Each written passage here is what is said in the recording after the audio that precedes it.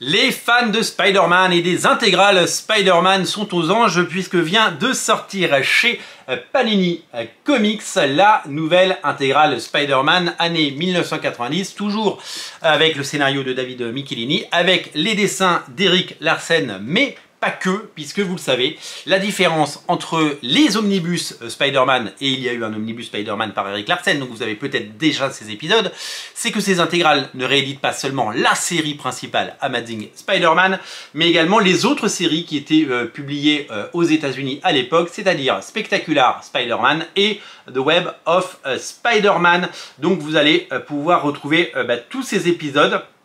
Et vous allez pouvoir retrouver l'intégralité de ces épisodes avec des choses que vous n'avez pas dans l'omnibus. Pourquoi éditer deux fois la même chose? Vous êtes nombreux à vous poser la question. Pourquoi ces mêmes épisodes d'Erik Larsen et David Michelinie sont édités en omnibus et sont édités en intégrale? Eh bien d'abord parce qu'il y a des gens qui achètent tout. Il y a des gens qui achètent l'omnibus et qui achètent les intégrales. Ensuite, parce que la grande majorité des lecteurs sont des lecteurs très différents. Il faut comprendre que les lecteurs des intégrales, ce sont des lecteurs qui collectionnent les intégrales. C'est souvent des lecteurs qui ont connu les années stranges, des gens avec un certain âge, avec de la barbe blanche et une densité capillaire un petit peu douteuse, si vous voulez mon avis.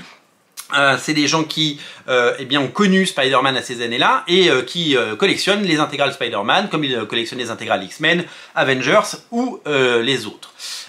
Les omnibus, ça concerne un autre public. En fait, il n'y a pas un public de comics, il n'y a pas un type de lecteur. Il y a des gens qui achètent beaucoup de choses, mais il y a des gens qui ne piochent que dans certaines collections.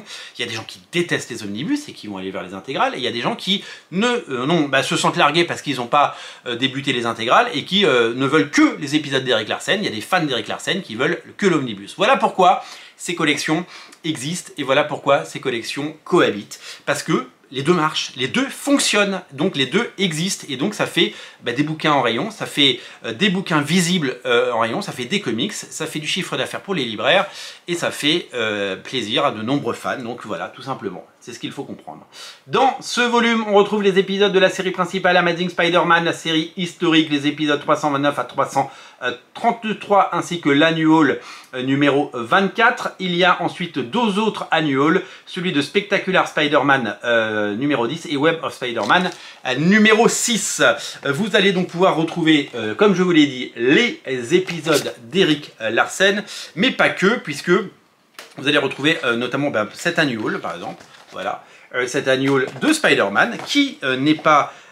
alors c'était un truc à suivre en plusieurs parties parce que ça débutait dans l'annual Amazing Spider-Man, ça se suivait dans l'annual Spectacular Spider-Man, etc., etc. Donc là on est sur une forme de dessin hyper classique de Spider-Man. Je vais vous citer le nom des auteurs qui ont contribué à cet album. Ils sont légion, David Michelinie comme je vous l'ai dit, Tom DeFalco bien entendu, Jerry Conway la légende, John Mark de Matteis, Tony Isabella, Stan Lee qui a contribué au scénario, Peter David déjà là, et Glenn Erdling. Au dessin c'est pareil, c'est une ribambelle de dessinateurs, Erik Larsen, Jill Kane, Steve Ditko, et oui monsieur Steve Ditko, Mike Zeck, Rick Buckler, Todd McFarlane, il est là, Ross Andrew, Alan Kuppenberg, Sal Buscema et June Brigman pour découvrir ces récits qui vont vous proposer des épisodes que vous avez certainement lus ou découverts il y a 30 ou 40 ans et que vous allez redécouvrir avec passion. Je crois que je viens de voir du Todd McFarlane ici. Ouais, là il y a du Todd McFarlane. Vous voyez, bam, ça c'est du McFarlane, on reconnaît. Vous savez, ces cases verticales comme ça qui c'est un peu sa signature. C'est un peu.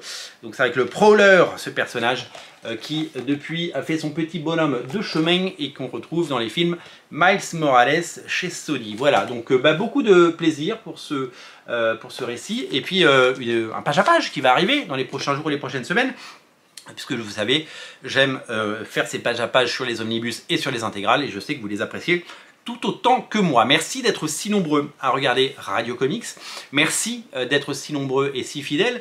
Et n'oubliez pas de vous abonner à la chaîne si ce n'est pas déjà fait. Prochain rendez-vous avec ce Spider-Man.